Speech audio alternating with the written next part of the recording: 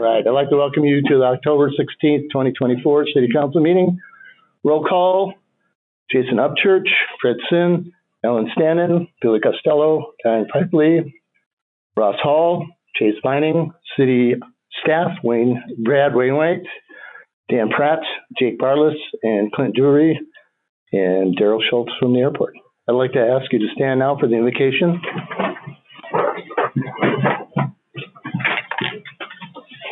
Jeremy Watts, yes, I'm sorry. Father, thank you for every person serving in public service tonight. Council members, and all the various roles here.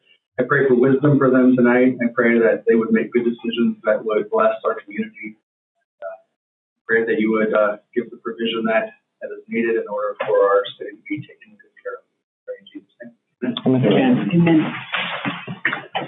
I pledge allegiance to the flag of the United States of America and to the republic for which it stands, one nation, under God, indivisible, with liberty and justice for all.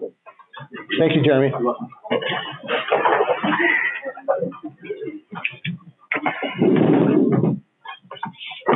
Okay. Item 4, approval of agenda. I would like to amend it and add line item 13, executive session pursuant to RCW 42.30.110 to discuss potential purchase of real property. I make a motion to amend the agenda. Second. All in favor? Aye. Okay. Bring it up again. I make a motion to accept the agenda. Second. Okay. All in favor? Aye. Okay. Motion carried. Approval, number 5, approval of the September 18th, 2024 regular council meeting minutes. Motion approved. Second. All in favor? Aye. Aye. Motion carried. Item 6, interested citizens, oral communications, requests and comments from the audience on unrelated agenda items. Angie, you are up. Hi. I wanted to thank you for being receptive to bringing pickleball courts to your park. Appreciate that. One thing I wanted to add in the request for pickleball courts is to consider bringing the equivalent of 1 tennis court to your park, which equals 4 pickleball courts. I know we've talked about 2 pickleball courts, and as I talked to different people in the pickleball community in Deer Park and thought about how pickleball is played, pickleball is a very social sport, where tennis was more intense and maybe just 2 or 4 people would play at a time for 2 hours. Where pickleball is social, where larger groups come, you can easily have 10 to 20 people show up to play pickleball because that's the dynamic. Pickleball are quick-paced games and go on for about 15 minutes. And then the culture of pickleball is you rotate partners and opponents and all that, and then you move on. So there's just a lot of energy when you get 20 people together to play pickleball. And so 4 courts, which is equivalent to 1 tennis court, I think would meet the community's needs very well, but also I want to be respectful to your budget process and the demands that you have. And again, we're just so thankful that you have been receptive to pickleball coming to your park. Thank you, Angie. Thank you. Superintendent Allman, you are up. All right. Thank you. Well, good evening, City Council and Deer Park citizens. I'm Alexa Allman. I'm the superintendent here in Deer Park. And thank you for providing me the opportunity to come. Nice to see you all. Great. And you guys have grown. Well, you may or may not be aware that we are running a bond measure. It's in the voters pamphlet right now, but wanted to just provide you with a little bit of more information about the bond that's on your ballot. And I'll just preface it with nobody likes taxes, myself included, and definitely nobody wants more taxes. Right now we're sitting in a really difficult time.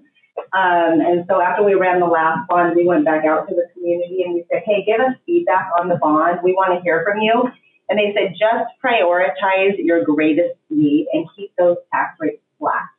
So the high school bond is going to be paid off. We would like to build a new elementary school. That's the biggest priority right now. And why? The current elementary school that we have is Arcadia. Arcadia currently serves grades 3 through 5. So by just building another 3 through 5 school, it doesn't solve our Deer Park Elementary problem because that school is full. And right now, data says that our growth is greatest from pre-K to 5.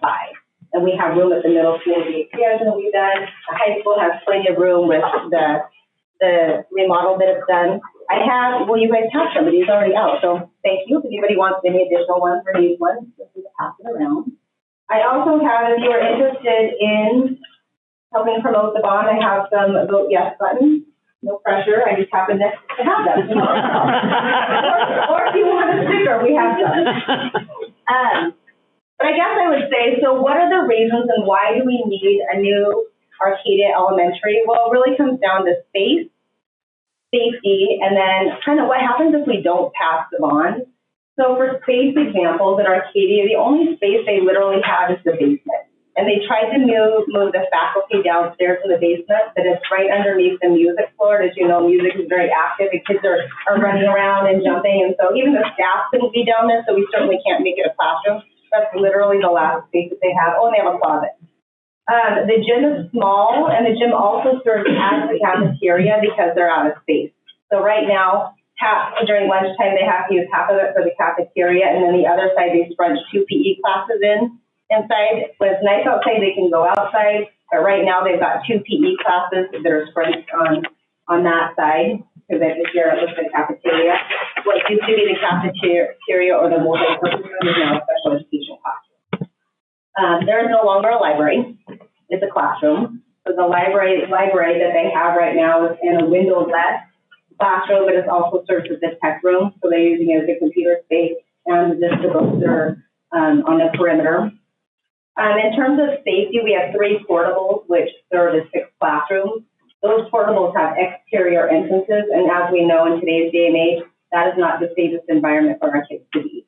It's not attached to the main building, so the kids are walking back and forth outside to inside, whether it be to go see the nurse, the counselor, they need to go to the office for whatever reason, they're exposed on the outside.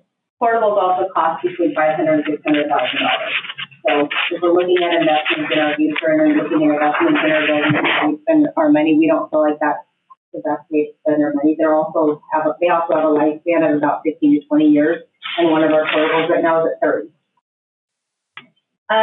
So the playground portables right now, they don't have fencing, so the kids again are exposed when they're walking through from the schools. We just believe that schools are such an integral and important part of our community. I think our business community would also agree. We want people here. We want people to spend money here, and they want to like it here. When I came to Deer Park, I was hugely attracted to the high school. I'm like, this community values education. This community sees that education is important, and that's why you've got this high school that's a hub for the community. It's used like 24/7 for the community and the community. What if it doesn't pass? Well, the expenses are only going to continue to go up and increase. We may have larger class sizes, but they're not all going to make it. So what happens with our teachers when we have larger class sizes? They can go right next door to need and get paid more and move from our community out, right? Our families can also choose the same. If they don't want large classes, they can also move and go to a neighboring district where they have more space, more room, and those are options. We want to keep our community here, we want to keep our kids here, and we want to keep our teachers here. So that could be an impact. We also may end up looking at grade reconfiguration, meaning the middle school has space and the high school has space. So one thing that came up at the Facilities Advisory Committee is moving our 5th graders up to middle school up to high school. And that's not very appetizing for people. Adding more portables is also not very appetizing. We don't think that families are going to be inclined to move here and want to stay here if we have dilapidated, old, and rundown buildings. Our maintenance crew is spending a lot of time at Arcadia right now, where they could be spending their time in other places.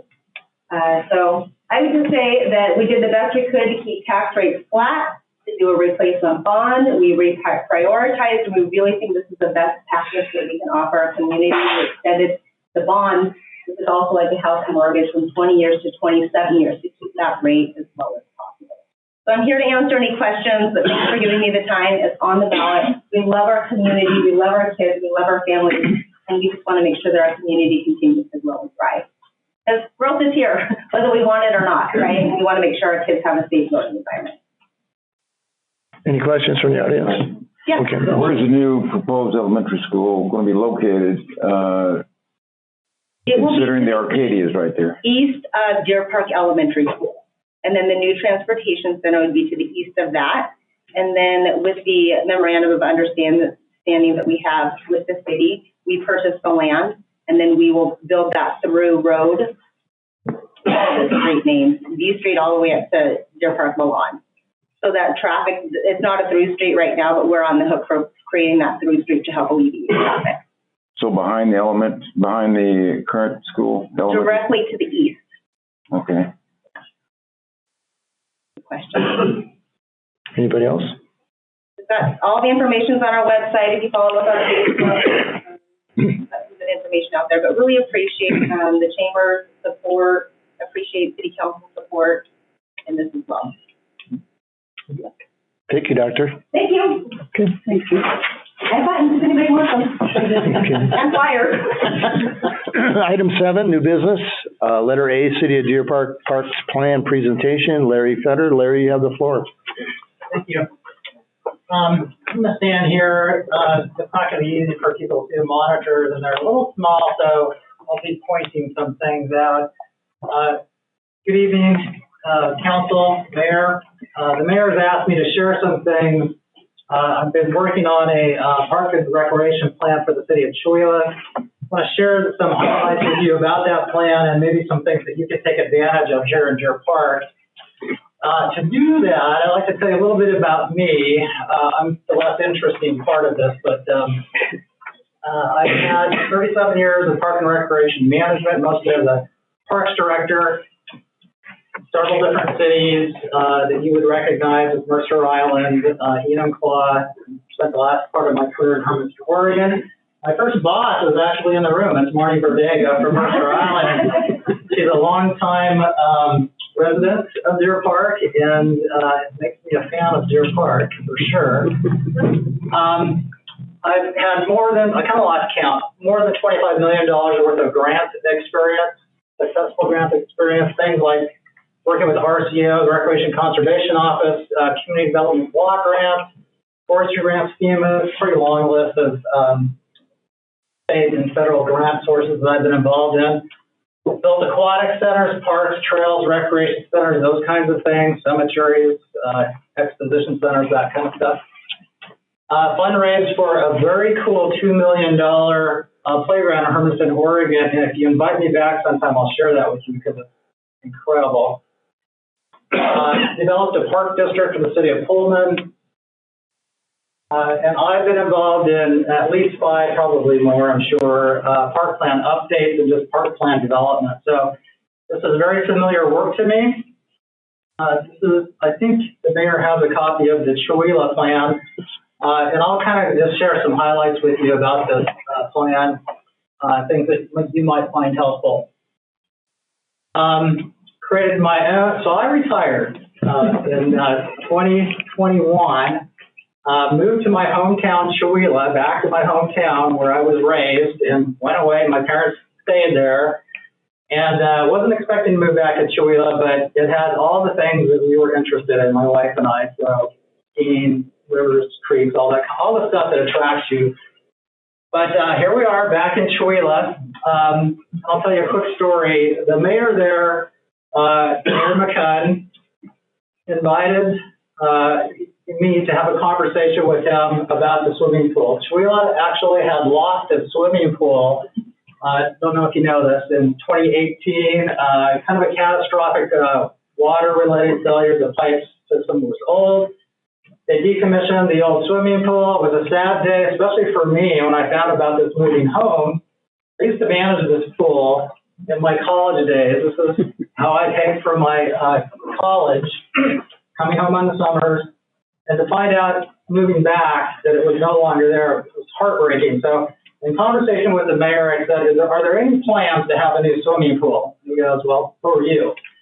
So I told him the story, and he goes, yeah, we could use you. We don't know where to start. So they were also in the process of decommissioning their skateboard park. So in a pretty short period of time, they lost 2 significant recreational facilities. Trend-wise, that is the wrong direction to go. You can recognize that, and it's pretty concerning for the community. It was very difficult decision to remove the swimming pool for sure. So in conversation with the mayor and council, the place to start always is your park plan. If you're going to be competitive in the granting cycle, that's where you start. So I said, Mayor, I'd be happy to do a park plan for you. Chewelah had never had a park plan before. It's a park and recreation open space plan. They go by different titles. It's really, in our case, in Chewelah's case, was a year-long process, very involved, established what I called a task force of 20 of the most connected community members, leaders in the community. Now for once a month, 1 hour, and just ground this out. Part of the, if you've been through the planning process before, you would know kind of some of the fundamental pieces. And one of which is a community engagement piece, where you want to launch a survey. And in our case, Chewelah, with a population of about 3,000 people, our survey response was 798, just 1/3 of the population of Chewelah, which told me they were pretty interested in this plan. It was very gratifying to see that response, but the trends that came out of that are pretty interesting. So Chewelah, by far, said aquatic. We want a new swimming pool. No surprise, we lost our swimming pool. So now, what's the plan for a new pool? So that became one of the fundamental pieces of this park and recreation plan. Trails. That was a little bit of a surprise to me. There's lots of interest in a Centennial Lake Trail. We call them multimodal trails. They're asphalt typically. That would navigate through town, north and south, and make other trail connections to bike paths, that kind of thing. We discovered in the process that Chewelah has about half the park acreage compared to a national standard that it should. And Chewelah actually has 3 parks totaling 15 acres. So actively looking for future park expansion, especially in some of the deprived areas. And Deer Park may have some areas that, with your growth situation, you may already have identified those. And improved maintenance. We're a small community. Yeah, you can build it, but if you can't maintain it, so what's the path? What's the methodology for maintaining your facility so we can keep them usable to the community? So that, in a nutshell, is the process that Chewelah used, which now has resulted in this. And I call this a Chewelah grant scorecard.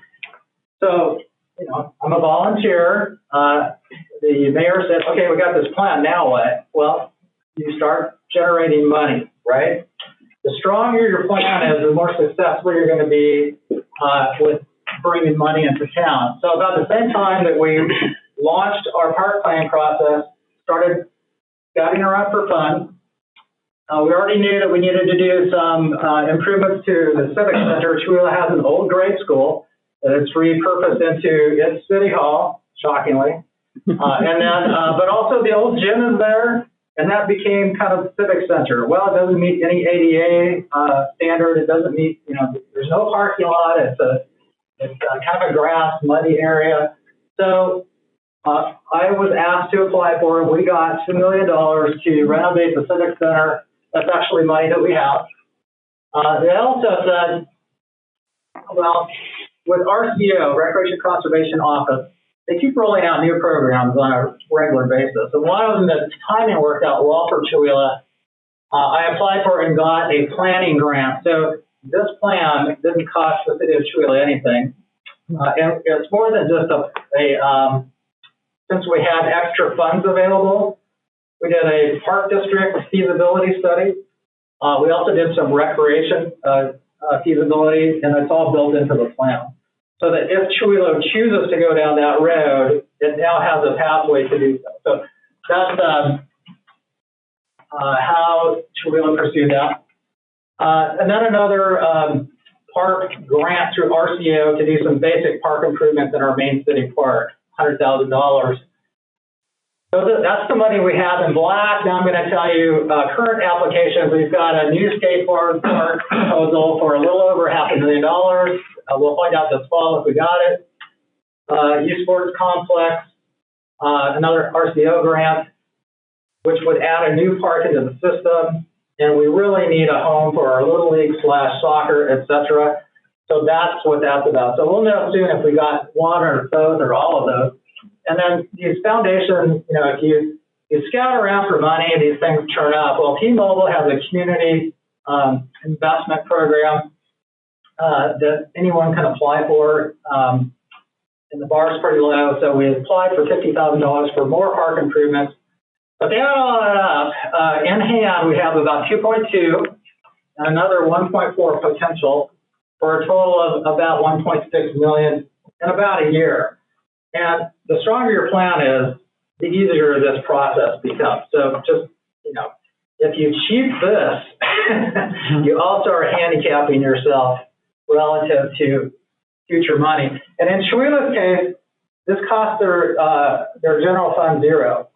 So my work in grant applications, either I've donated it or I've been paid out of the grant itself where it allowed. And then, so it hasn't really cost the city of Chewella anything. And I'm doing some project management stuff for them. And some of it's volunteer and some of it's not. So Chewella, I'm just going to roll through these quick. These are some example projects. The last one being the youth sports complex, and hopefully we'll be breaking ground for that before too long. And it's really going to be a game changer for our youth community. We have a good partnership with the school district. So looking forward to kind of getting some things further down the road. The Civic Center construction should actually be beginning. We're going to be out to bid here in March. So we'll be doing some work then. Okay, let's talk about Deer Park here a little bit. Any planning process, and you guys have a good foundation with your park plan. We already know a lot about your park system. So we really would want to focus on what's the park distribution, where's the future growth, what does that look like, what's the plan for those future growth areas, what are your current needs, what are the desired recreational facilities, whether it's a splash pad or aquatics, you know, there's lots of stuff that would come out of your community engagement. And then to bring that into a plan really is the trick. And that's one of the reasons it takes so long, is you want to get this right. In your case, you know, you've got some existing facilities. I spent some time with Brad when he was building the new gazebo. Awesome, by the way. And so we started to have some information exchange early, so it really helped me kind of learn a little bit more about Deer Park. The existing plan is due to expire at the end of 2025. Got a little bit of time, and the fundamentals the RCO requires within your plan: goals and objectives, inventory, the public engagement side, that's where you get a lot of points, the demand analysis, and then a capital plan, so you want to project out over the next, you know, what are you going to do? Where's the money coming from? What's your ability to maintain it? And then finally, adoption. So these are the key elements that you would need to go through for your plan update. Okay, this is a picture of the RCO grant application. This list keeps getting bigger every year. I don't know where the money comes from, I really don't, but they keep adding new programs to RCO, and you're really got to be dialed in to match those up with whatever it is you're interested in. So in my many years of grant writing, I've never seen so many grant opportunities. You're coming into this at a really good time if your plan is strong. Also, I've never seen as much competition as I have, so you really got to be on it.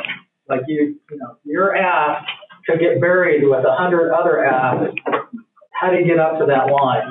And sometimes it's a very fine line. That's just to share with you kind of the environment within the state of Washington grant applications. Okay, so when I think about Deer Park and your timing, I want to make a recommendation to you if you're open to it. I have a good source which tells me that this Park and Recreation Access Planning grant is probably going to come available this spring. That's the same one that Chewella got, and you can potentially apply for those funds to update your park plan. Okay, it's worth waiting for unless you're really anxious to go.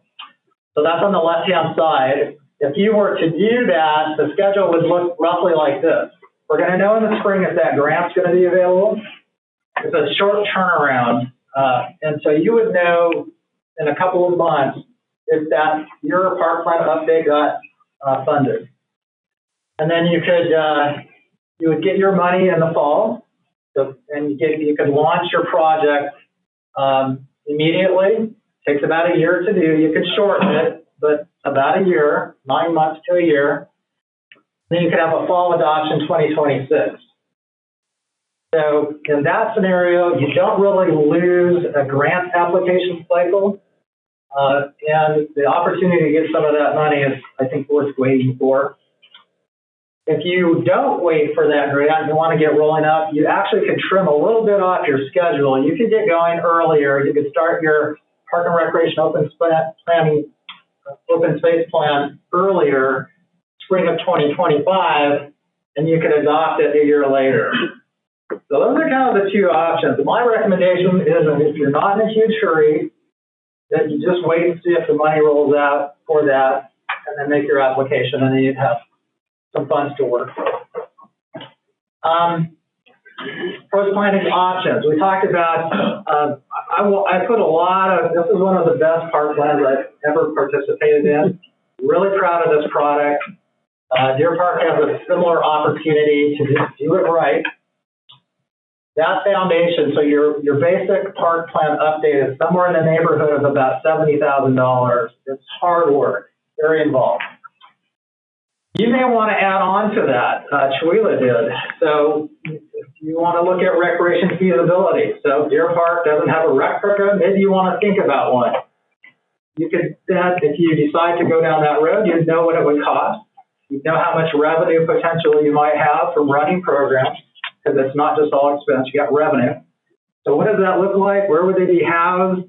Those are things that if you choose to, if you add it to the scope of work, we can do some feasibility on that and see who are the partners potentially, the school district, et cetera, what's available. There's a lot of groundwork that can be done through recreation feasibility. Maybe you want to consider a park district like Chewelah did. They haven't committed to building a park district, but Kettle Falls did. They have a park district that they just established a couple of years ago for their swimming pool. Maybe that's something you want to look at. Another thing, maybe you want to do aquatic feasibility. The pool's getting aged. Maybe you want to spend a little bit of time and energy figuring out how much longevity do we have left. Maybe you already know that. What does the future of aquatics look like for you? Maybe you have a partner with the school district that would be interested in that. Maybe your hospital has an interest. In Chewelah's case, our hospital does have an interest. They want to do warm water therapy, so they're a partner at the table. Trail planning, you might want to incorporate that. System development charges, so you got a new developer coming into town, their contribution, and maybe you're already down this road already, I don't know. But it might be worth looking at it to see if it's working for you. Is it the right number for you? Interesting that the school district's here tonight because lots of plans include a section on the partnership potential with the school district and the city. You each share a lot of joint assets. Is that working out for you? Are there other shared or joint possibilities that you would be interested collectively? So that's my pitch. I'm right down the road. If you're interested in any or all of this, I'd be happy to talk to you about it. But I'll just open up for questions. Yeah, Jason Upchurch. Thank you for your presentation. It's super helpful. So just to be clear, so the pitch that you're making is to give us a plan update for 70,000. It's almost like cafeteria style, like we could add a recreation visibility for 15, that kind of deal. Yeah. How long, like say we signed a check tonight, like how long would it take you to do a plan update? It takes to do a plan update with a strong community engagement is 9 to 12 months. Okay. It's a lot of work. Okay, but you think it's worth it for the grant money that we would get? If I were sitting in your spot, I would probably wait and see if the money is rolling out of RCO that would be available. It's a relatively easy grant application process. I'd be happy to help you with that. It's something that I'm very familiar with. And the probability of you getting it is pretty high. So that would be my recommendation for you. And at the end of the process, we get something just like that. It's like scope and sequence of Exactly. what we do, what we address, how we address it. With a whole capital element that charts out, okay, year 1, year 2, year 3. Now, in Shuila's case, a pretty long list of interests, okay? And so it's, yours would be unique. Shuila doesn't have the kind of growth that you have. So it's not an apple-to-apple comparison. You've got some unique challenges that they don't have, and vice versa. So yours would be very unique to you. And I would not want to shortcut at all the community engagement part of this.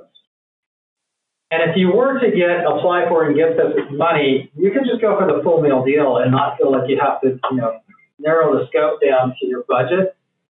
So wouldn't it be nice to ask for the full meal deal, put it on a wish list, ask for it. If you get it, great. And then you're not compromised. You get a lot of data. I assume, maybe wrongly, that if you were to not get this grant, try to squeeze this into your existing budget, and maybe I don't know your budget, but then you have to be very strategic around what it is you want to spend your money on. I got more questions too. Go ahead. Yeah. What is a park district? And maybe that's very elementary. I don't know what a park district is. In a nutshell, very similar to, say, a fire district. And very often park districts using existing boundaries, like the school district boundary would be a good exercise for Deer Park to look at. So if you can imagine your school district boundary and create a district around that, 2 things need to happen. And there's 3 different kinds of districts. I'll just talk about the most common one. You first have to establish the district, so it's voted in, okay? We're establishing a district. And the second thing you have to do is fund it. So those are 2 separate votes. So the first one, kind of easy. You're not asking for people for money at this point. You're just saying, we'd like to form a district to do some, what it is we're going to do. And at the same time, or soon thereafter, you need to be very strategic around what it is you're asking for. You need to be thoughtful to not be competing, in my opinion, with the school district ask. You need to be thoughtful about what your community's tolerance is. And so there's lots of thought that needs to go into whether you're even interested. And that's where the feasibility comes in. So you could say, given some assumptions, if you ask me to do this work, give me some assumptions, and then let's see how that pencils out. And you can make a decision about whether that makes sense for you or not. Just creating another government entity. Essentially. There's lots, like a library district, many other, the state offers many other kinds of districts. We probably already have it set. As a new guy, if I may. Yes, sir. Yes.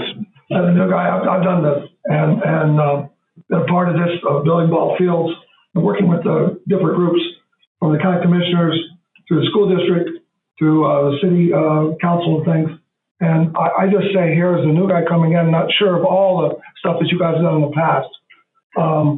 As this town grows, and as this town is going to grow, we have to look at not a slapdash attack upon, well, let's do this, well, let's do that. This is encompassing a 5-6 year plan of we're going to add this, this, and this.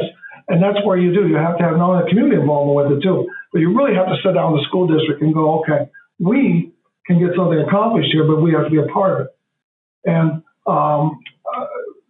I think that's something that we have to consider as a group, as to not what we're going to fix now, where are we going, and how we're going to get there. Because, for instance, when I build a pickleball court, that's fantastic. But I look at a pickleball court and I go, what can we get out of that? I want a pickleball court, but you put a couple of basketball courts and a tennis court in there. All right? What else can we do with that instead of just looking at each piece of it? This is something to look at where you're just going, all right, here is our growth plan. Here's where we're going.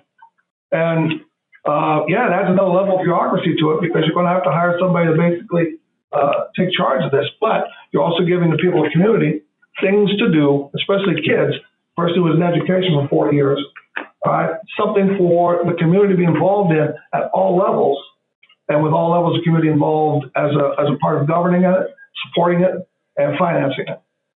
And I think that's something that, I would really think that we really need to look at where we're going with this and how do we get the most bang for the buck with this. You another one, Jason? I do, but I'll let my colleagues talk. Okay. Anybody else on council? Audience, do you have any questions for Larry? I got a question. Do you have any statistics right now that can show us the difference between a community that invests in their parks and communities that don't, and as far as their local economies go? Well, the state does. And so there's a guide, I believe I could find it and I can send it to the mayor. It's a really good guide. It's a nice conversation to have. What are the economics of recreation on a local community? That's really the question. And the return on investment is pretty high. And that's why communities, okay, let me give you this example. My wife does this to me all the time. So she's shopping for a place that we're going to go vacation at. One has a pool and one doesn't have a pool, right? That's the idea. You're shopping around where you're going to move your family to, and you're thinking about Deer Park, you're thinking about wherever this goes. Like, oh, geez, now I got built-in recreation. Okay, so the return on investment is pretty high. It's very easy, usually, to get participation from your business community because they immediately see the value. Like, oh, geez, I'm going to be able to have, more people around. I'm going to build my customer base. If you're a realtor, it's like, yeah, bring it on. Of course you want this. You want good schools. You want good parks. And you are building a family-based community. There's no question. So to be thoughtful about this is super important. So thank you for the question. And I would add to that, the phone calls that I got as an activities director in Oregon and in Montana were always the same. We're thinking of moving to your area. What do you offer? What do you have? And I don't know how many times that I've had to deal with where I go, we're offering this, we have this, because they want a place to bring their family. And the business is another aspect of it that people don't think about. Because even if you have events here, they're bringing people into your town. And you're introducing people to your town. I'll just say that I've talked to a lot of people, I'm not running for office, but I've talked to a lot of people that have said, Deer Park really lags behind in their arts district or art involvement, and it's parks. I mean, I think this pool comes from the World War II era. So I just, as a citizen, I would jump all over this, especially because I know for a fact it's very competitive. And we're moving from a bigger boomer-centric point of view to a millennial and Gen Z, which is significantly different from what Deer Park is used to. And so I just highly recommend invest in the arts and invest in your parks. I'm glad you're here. Thank you. Larry, you said you think Deer Park would have a pretty good chance of getting funding. That would be based on our total request. So the more that we request, probably the more that we'll get approved. What do you think would be an amount that we might get awarded? Well, it's speculative, right? Sure. So, the last time this cycle came through 2 years ago was brand new.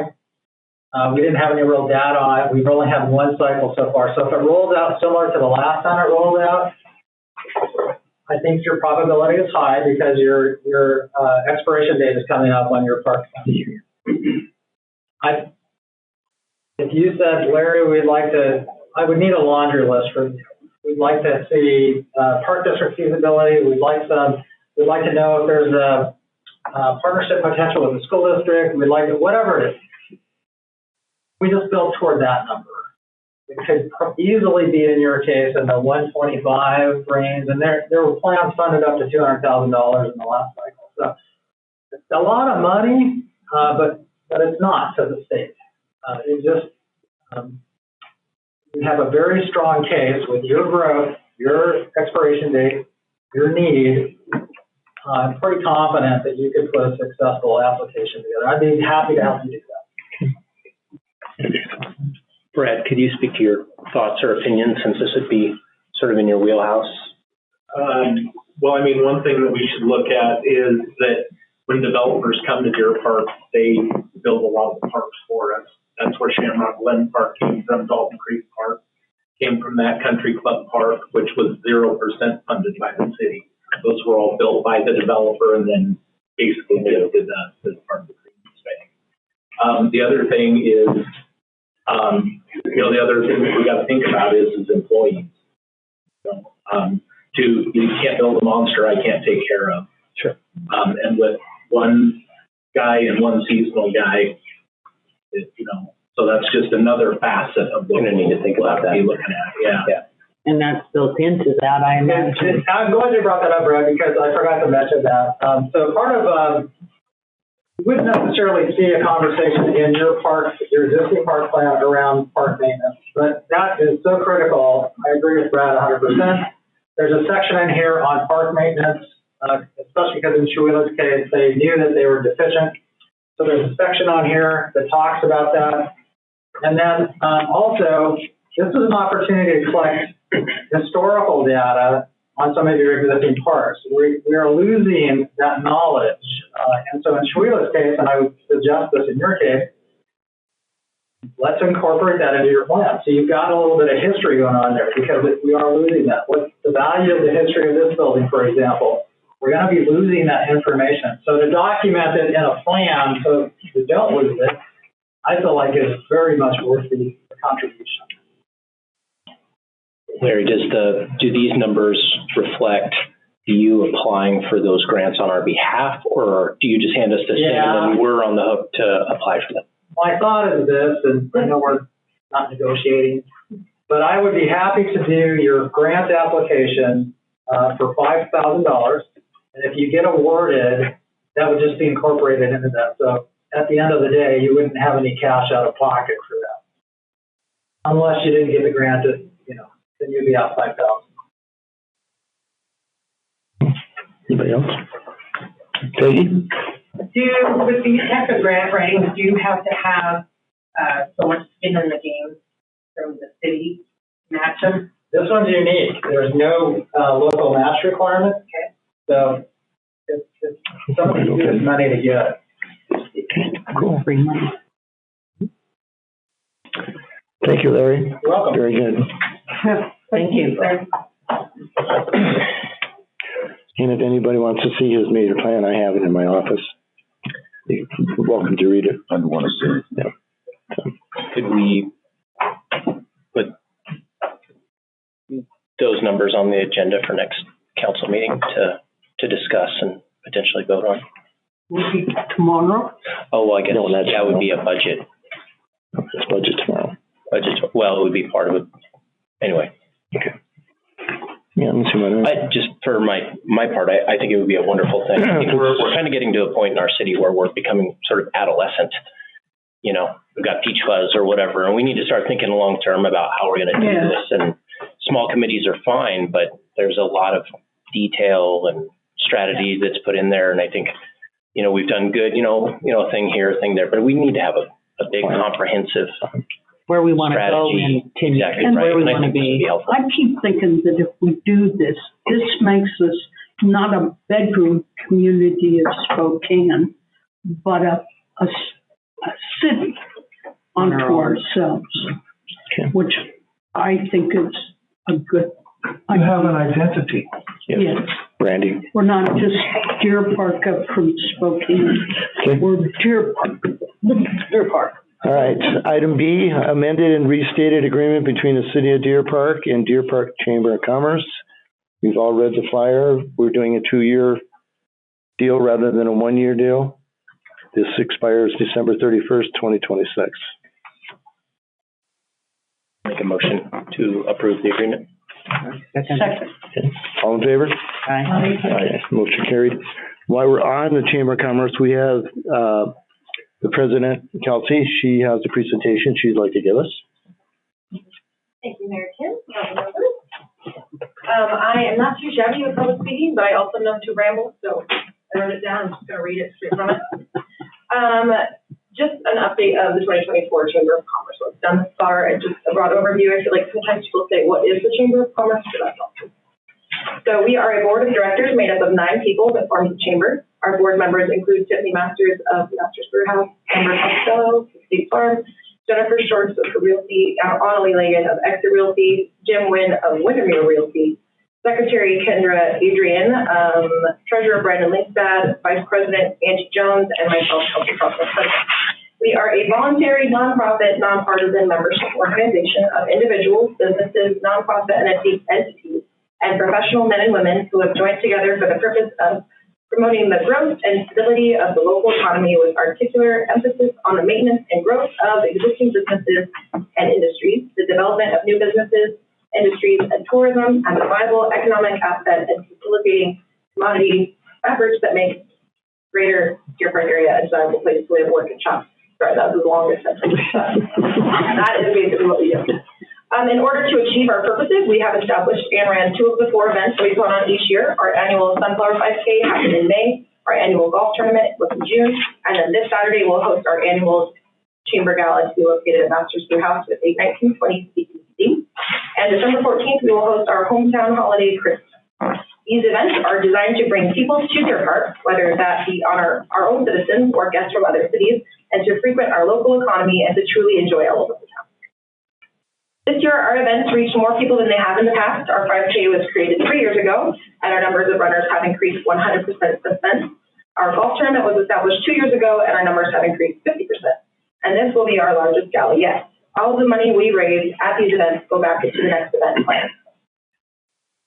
This year was our first year dabbling in themed flowers all over town. I don't know if you guys saw. We wanted to unify the look of businesses throughout the Deer Park.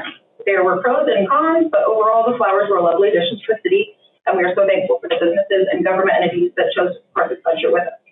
We have also teamed up with the city in reaching out to retail strategies to help with wrangling information to see what Deer Park wants and needs in business sense.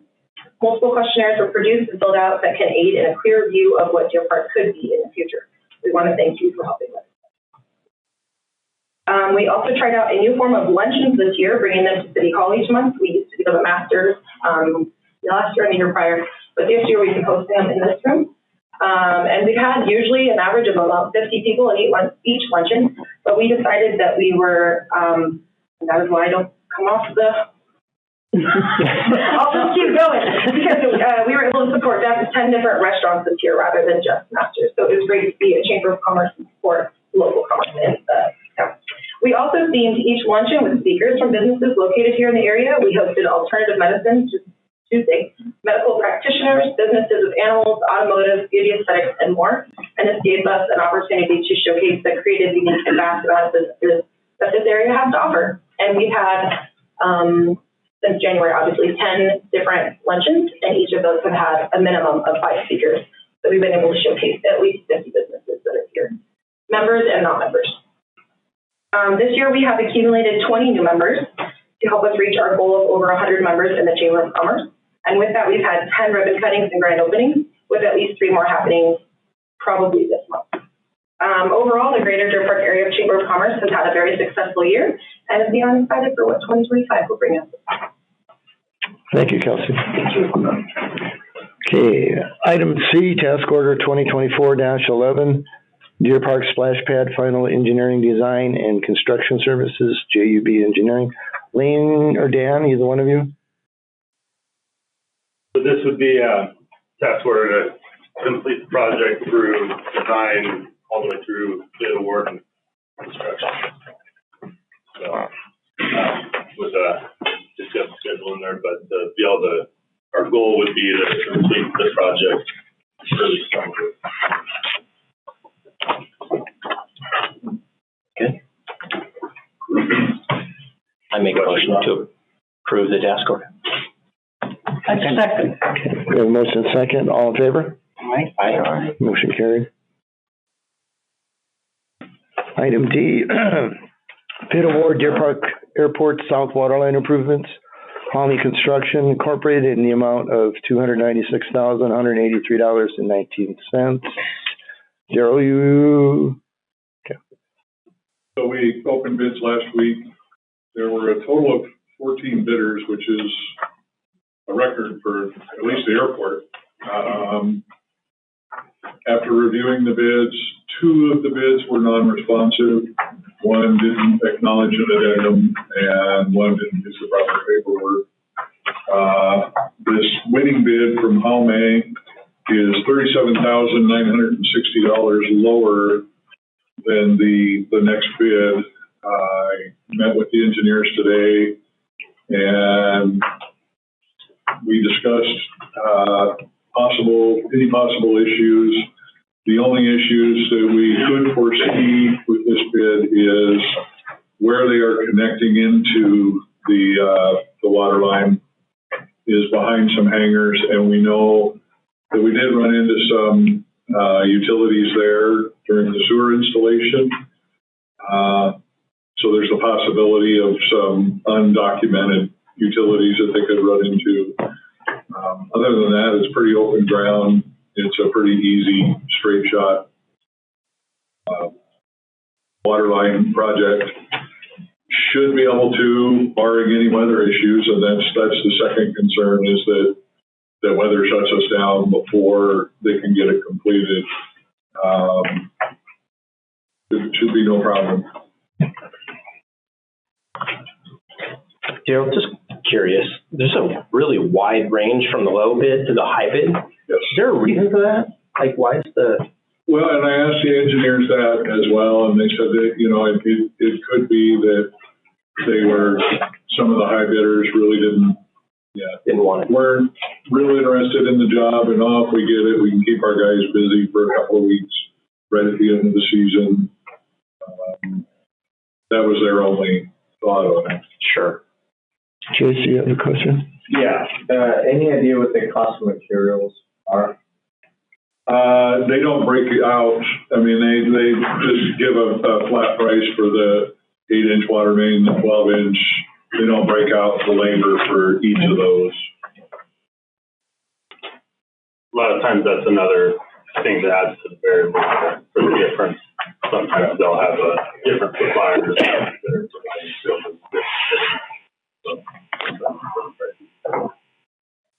And there's no chance that they come back with a whole bunch of change orders, right? That would jack up the price past the next lowest bid. That's what we were worried about. Yeah. And that's why I discussed that with the engineers, and they said, it's just really a pretty straightforward project with, land and water line. The only unforeseeable change order could be if they ran into a bunch of utilities in that area. And, we did run into that with some of the sewer stuff. Do we have a shall not exceed clause or something to protect us? Okay. There's always that risk with all the projects. And we do the best we can to mitigate that with their own contract. 38,000. It's a risk. It's hard to say. Carol, you said that they were connecting at a certain spot. Is that not where you're directing all of them in the plans that they were connecting to? Correct. They were all at the same It was location. the same You're just connection. looking at that. Yeah. Probably water, cold water use. Okay. Do you have any more questions? Okay. Can I get entertain a motion? Motion to approve. Second. A motion and second. All in favor? Aye. Okay, motion carried. Item E, Spokane Hearing Examiner rate for contract adjustment 2024. Dan? So this is for a interlocal agreement that we've had in place for years. Every year they do a rate adjustment as part of the contract that we have with them. So this is to renew that one for year 24. We're at the end of the year, but we haven't had a need to use the hearing examiner until now. So this is to approve those updated costs for this year. So the things we would bring to the hearing examiner is plating variances, conditional use permits, and things of that nature. The cost went down? It actually went down, yes. Which sounds good. I make a motion to approve the rating increase, or the rate Contract. whatever, contract. We have a motion, a second. All in favor? Aye. Motion carried. Number 9, ordinance, second reading and public input. Ordinance 2024-1024, right-of-way use franchise with Concept Communications, LLC, doing business as Core Fiber Partners. That's Jason Mocha. Core Fiber. Okay.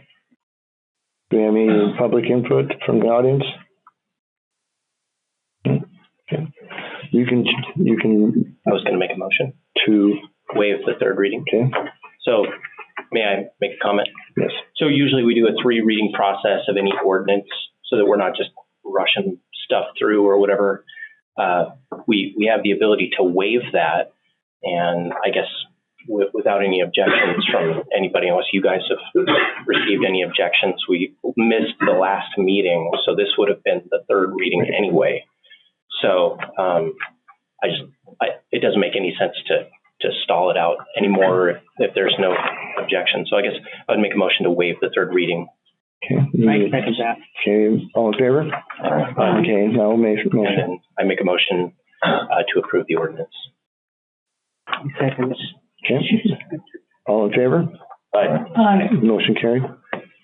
Item 10, consent agenda. Letter A, approval of voucher claim check numbers 42,349 through 42,400, including EFT debits in the amount of $311,697.50 for the second half of September 24. Item B, approval of voucher chain check numbers 42,401 through 42,431 in the amount of $243,924.10 for the first half of October 2024.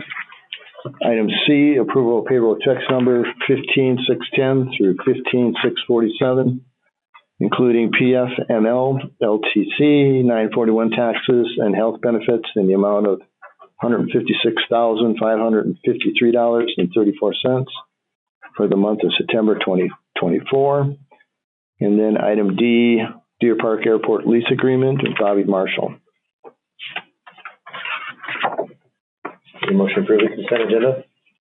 Okay, we have a motion second. All in favor? Aye. Okay, motion carried. Item 11, council questions, comments, reports. Jason, we'll start with you. Just a couple things again to reiterate. I like the idea of doing a parks plan with Larry. That seems like a great thing. Second thing is we've got our budget workshop tomorrow night. I believe we're going to be talking about ad valorem tax. Will that be on? Yeah. So as you guys know, I don't like raising taxes. Again, our economy and our environment, even though it would be small and minimal, I think it's something that our government would say, no, we're going to have some restraint. We're going to hold off. Everybody else is asking for money out of your pocket or not, that sort of thing. And then the third question I had was Jessica Zipley was here last time.